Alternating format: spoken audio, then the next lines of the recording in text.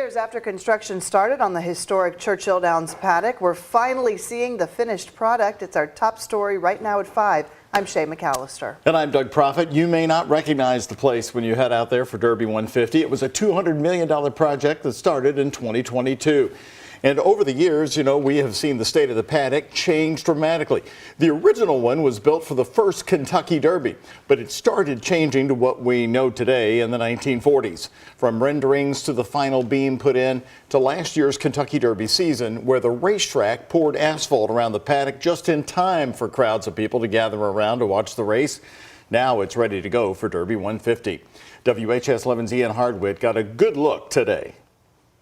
For decades, spectators turned their backs to the twin spires as they surveyed the horses at Churchill Downs.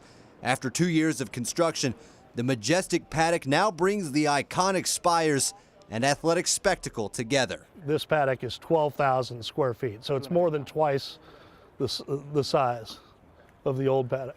The spires now sit directly above where the horses will be saddled for the race. Though construction is finished, the never-ending task of touching up green and white paint is still underway. Now the hustle and bustle of preparing everything else for the Derby 150 milestone ahead comes with some small hiccups. One of these is open. Navigating the new space. Twin club rooms underneath the spires offer a new way to enjoy the parade of racehorses looking right into their stalls. Inside the first clubhouse, the Sports Illustrated bar is ready for the first lap of mint juleps to fly off the shelf, decorated with original Derby horse saddles and magazine covers from other momentous races like Derby 100.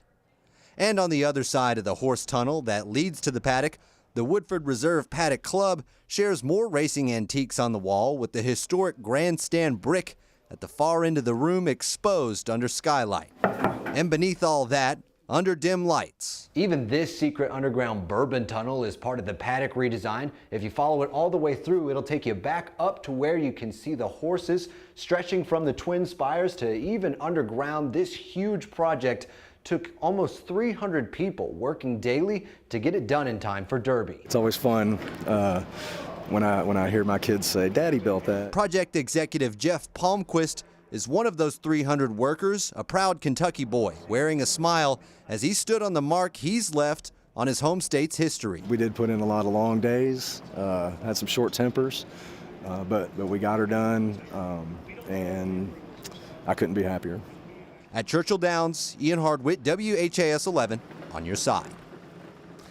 Well, the races at Churchill Downs officially begin this Saturday night. That's when the track will also draw the post positions at 7 o'clock for the Oaks and Derby. Opening day general admission will start at $25. Admission into the Sports Illustrated Club will cost you $200 a ticket. This Saturday at 7, join us for a WHAS 11 special Derby presentation, The Greatest 2 Minutes, as we take a closer look at the traditions, the people, and even some little-known history that makes the Derby so special. You can see it this Saturday at 7 right here on WHAS 11. More local news happening today. 2 new Jefferson County public schools are breaking ground for boys and girls in the school district. The first one is a new all-girls school in West Louisville. Louisville Mayor Craig Greenberg joined dozens of state and city leaders at the groundbreaking today. The current West End school is a tuition-free all-boys school. Well, now this new school on Virginia Avenue will offer a high-quality education tuition-free to 150 girls. The new school is located next to the West End All-Boys School, which is just 2 blocks away from Muhammad Ali's childhood home. They're both in the Chickasaw neighborhood. WHAS 11's Connor Steffen and photojournalist Emma Gafter show us a preview of the multi-billion-dollar plans.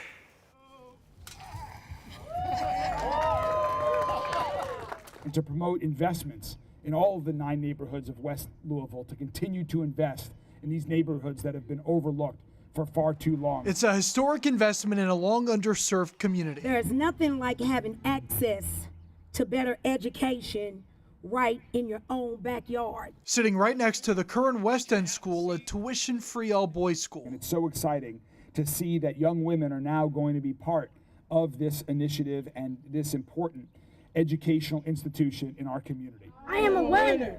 I am a winner. I live in a country where our freedom of thought and expression. A who's who of community and business leaders gathered to usher in the next era of the West End School. An all-girls school looking to welcome some 150 girls by August 2025. These are things the community needs to thrive and will continue to decrease our crime rate. The plan for the school is to start with pre-K, kindergarten, first and second grade, adding an additional grade to the school every year. The school for the girls, it'll be a place where they can then really find their own passions, they can find their own talents. In partnership with Brown Forman, the company is pledging $20 million to the West End School and soon-to-be new all-girls school, which leaders project will cost $11.5 million to build. That gave us the strength to have the vision to come together and get on with a fundraiser to build a girls' school. First announced in 2022, the all-girls school comes after a successful 19-year run for the all-boys West End School. In that time, over 99% of students have gone on to graduate high school, while more than 70% have gone on to attend private school on a full scholarship. I think it's developed such a special reputation and has graduated so many fine young men that the girls deserve that same treatment. And going forward, Louisville Mayor Craig Greenberg says he wants to see more investments like this being made in the West End. In Louisville, Connor Steffen, WHAS11, on your side. And the second school that broke ground this morning is part of the WEB Du Bois Academy campus. It's an all-new boys' school that will enroll 1,000 students from grades 6 through 12. Now, here's where it's going to be located. It's going to be built off Poplar Road right next to Thomas Jefferson Middle School. The $62 million school will be 3 stories tall, with the second and third floors divided to separate the middle and high schools. And there will be 65 classrooms, 2 gyms, a turf field and athletic stadium, and a storm shelter. The school isn't set to open until 2026, but some of the current students at WEB Du Bois are excited to step foot in the new school. I will be really happy to be in the group of the first 9th graders on our new campus, because this will be my first year in high school, and a new campus will be a great thing to see. Having one campus for 6th through 12th grade means it will build brotherhoods and strengthen friendships. These 2 new groundbreakings are part of the 20 new school buildings in JCPS's 10-year facilities plan. 4 new schools have opened in the school district in just the past 2 years. And it certainly is a wonderful Wednesday out there. This gorgeous weather we're experiencing here right in time for the first waterfront Wednesday of the season. That's right. The waterfront is hopping, and of course that's going to be a big focal point for this week's Derby Festival events a little later. So Colleen, you've got a lot of things to bring us in the forecast. Hopefully we're not dodging any rain. This is sure the busiest time of the year, and we do have some rain chances on Friday, but thankfully for Waterfront Wednesday, the first of the season is tonight, starts at 6 o'clock, and we just got to 70 degrees here in downtown. So we're expecting upper 70s, upper 60s, and low 70s if you're heading out there. Those bands were listed on your screen. Right now, 70 degrees here in downtown, 64 in Bowman. For the most part, unless you're in the downtown area, you're in the upper 60s, 59 over in Madison, a little bit cooler in your neighborhood. If you're chilling out on the patio this evening, soaking up the sunshine, it is very quiet out there. The wind, not too bad, probably around 10 to 15 miles per hour. It could gust at some points, but overall, we'll be getting into the mid 60s by 8 o'clock tonight. Should be a lovely sunset, and then some mild temperatures overnight tonight. Thankfully, we're not expecting any kind of frost. So for the Kentucky Derby Festival, the Great Balloon Fest, we have a few days of it. So Friday in the morning, it is going to be nice. We have some storms potentially Friday afternoon, but thankfully at 7 o'clock, it's good. Should be clearing out by 8:30. There is a chance of seeing some night storms on Friday, but overall Thursday, we're dry, nice in the 60s. Saturday, we're mostly dry as well, sitting in the upper 50s for the evening. We are going to be warming up as we head towards this weekend. Still pretty moderate as we head towards Friday, but this high pressure is going to dominate the majority of the eastern United States, going to bring some of that moisture from the Gulf. So we are definitely going to jump to the 80s this Saturday and Sunday. Looking at that next chance of rain, though, tomorrow we're mostly dry. When we get 80-degree weather this time of year, it could fire up a few storms. The latest update does show a few more storms than anticipated on Friday. I'll talk about the timing of that and what we can expect for your week ahead coming up. Doug, Shay? All right, Colleen, thank you. Developing today, Indiana State Police are investigating after a man collapsed in a jail cell, later dying at the hospital. According to Indiana State Police, Jackson County Jail staff were in a cell right around 5:15 on Tuesday, checking on Antonio Fox. While the staff was speaking to him, authorities say he collapsed right there in the cell. That's when jail staff say they started performing life-saving measures. Fox was taken to a hospital in Seymour, and he died shortly after his arrival. State police again is leading this investigation. We're told an autopsy is scheduled for today.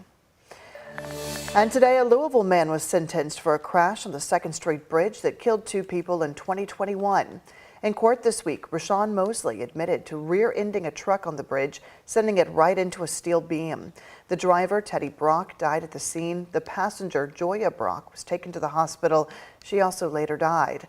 Mosley admitted to speeding on the bridge and then running from the scene. He was sentenced to 10 years on manslaughter and wanton endangerment charges.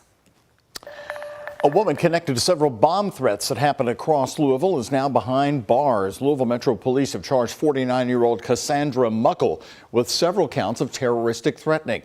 Now, LMPD said last Friday threats were called in to the Broadway Kroger supermarket, the Louisville Zoo, Central High School, and even 4th Street Live. In a statement on social media, the police department said the threats led to evacuations that day and created panic in the community. By the way, yesterday, another woman was arrested in a separate bomb threat that had been called into the Reynolds aluminum building here in Louisville. We got a new update today from Metro Police on the condition of the elderly couple hit last night on Frankfort Avenue. Today, they are both still in the hospital with life-threatening injuries. Police say the woman who was hit has more severe injuries. It happened at 9:30 where the railroad tracks cross Frankfort Avenue. David Allen, the general manager of Veronese Restaurant, told me the couple had just left that restaurant and were slowly crossing the street when a car struck them. It was raining and dark, he said.